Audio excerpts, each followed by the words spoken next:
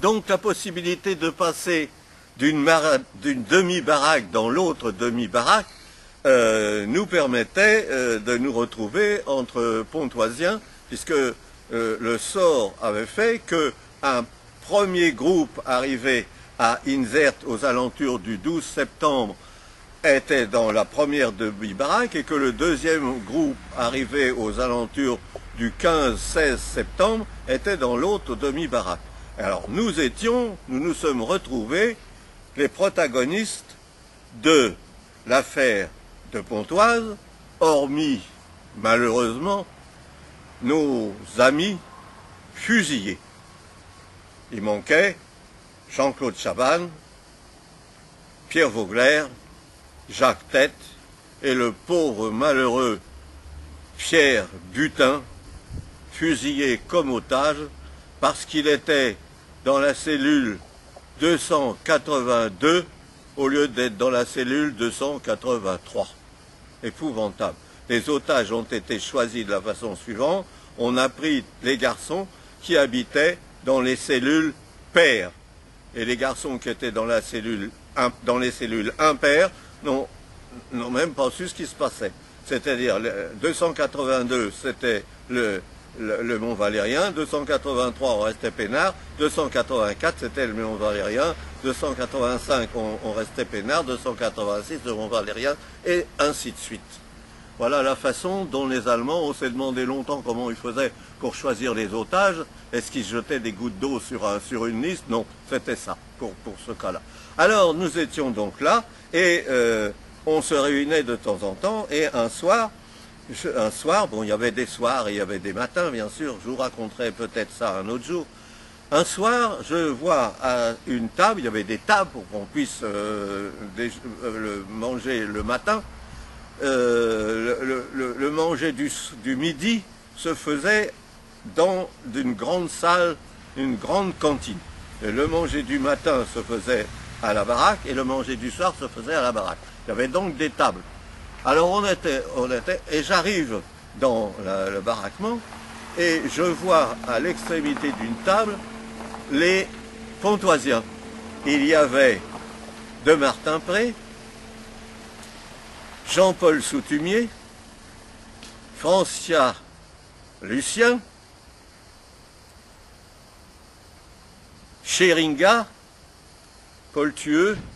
Ils étaient assis en bout de table et ils semblaient m'attendre. Et en effet, ils m'attendaient. Ils me disent, Paul, assieds-toi avec nous. Je m'assois avec eux. Attention, de ces garçons qui étaient là, je venais de connaître pendant 1 an Lucien Francia, que je ne connaissais pas du tout avant.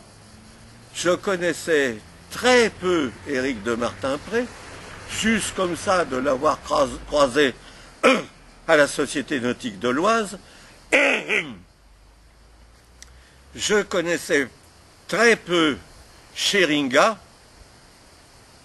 simplement de le voir dans la cour du cours complémentaire de Pontoise, mais j'ai jamais eu aucun lien avec lui.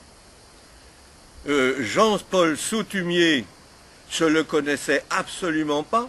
Je me rappelais simplement sa silhouette, ce grand garçon voûté, maigre, palot, marchant fortement appuyé sur une canne et se déplaçant avec grande difficulté.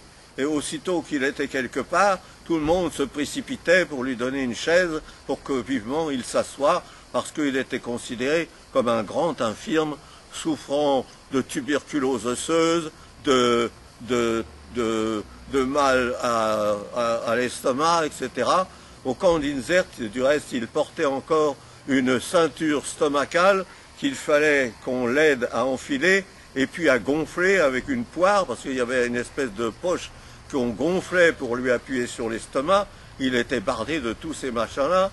Il avait réussi à garder sa canne en expliquant au SS qu'il ne pouvait pas marcher sans la canne, mais on lui a dit, tu peux peut-être pas marcher sans la canne, mais tu vas courir avec la canne. Et on l'a obligé à courir avec sa canne. Et Jean-Paul courait. Bon.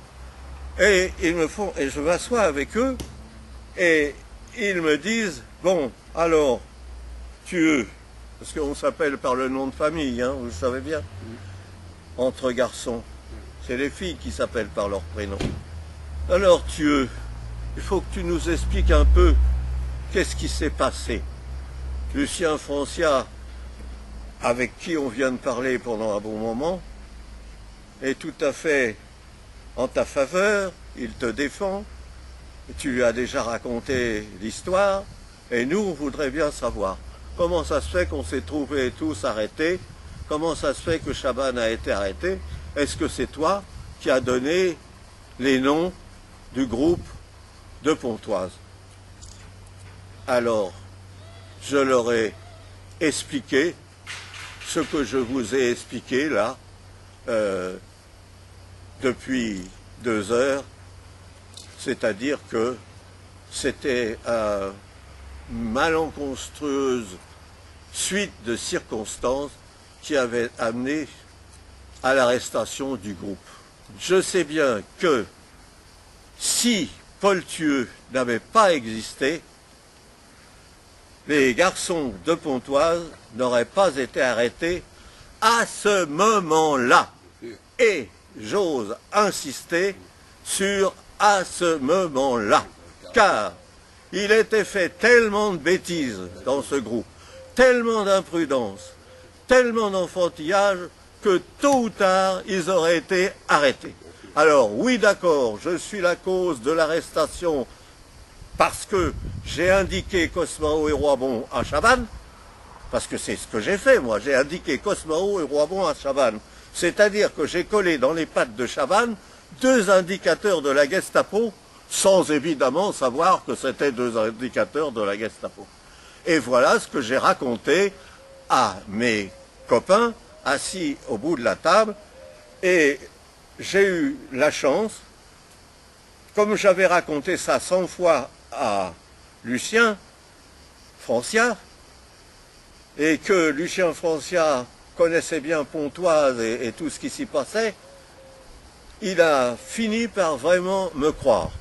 Et Lucien Francia était tout à fait palpitant du fait que je n'étais pour rien dans les arrestations et qu'il était tout à fait à ma défense pour montrer que je n'avais pas parlé et que je n'avais pas cité de nom. Et du reste, ce soir-là, au bout de la table, j'ai fait remarquer à Soutumier, à Scheringa, à Éric de Martin-Pré, que je ne les connaissais pas, que je n'aurais pas pu les citer. Et ils ont approuvé, ils ont dit c'est vrai, on ne s'est jamais rencontrés au sein du groupe. Tu ne pouvais pas dire de Martin-Pré faisait partie du groupe. On ne s'est jamais rencontrés au sein du groupe. Tu ne pouvais pas dire Scheringa a fourni des armes au groupe. Tu ne l'as jamais vu. Tu l'as vu 4 ans avant au cours complémentaire. Tu ne pouvais pas. Tu as sans doute raison. Pour aujourd'hui, on veut bien te croire. On va en discuter entre nous parce que ce doute qu'il y a entre toi et nous ne peut pas subsister. Il faut absolument qu'il soit balayé et qu'on puisse continuer dans l'horreur qui nous assaille dans ces camps, avec CSS, il faut qu'on puisse continuer en une entente parfaite.